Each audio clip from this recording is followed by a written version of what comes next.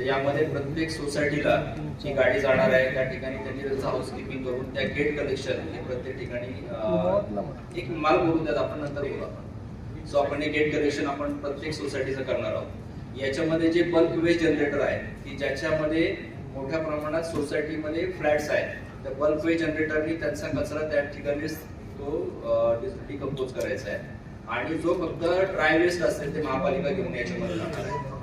यामध्ये आम्ही आमच्याकडचं प्लॅनिंग सगळं पूर्णपणे झालेलं आहे. याचे नकाशे सगळे यामध्ये केलेले आहेत. यासाठी रिक्वायर्ड किती व्हेकल्स आहेत याचा सुद्धा, आणि हा शहरातला पहिला पायलट प्रोजेक्ट असेल.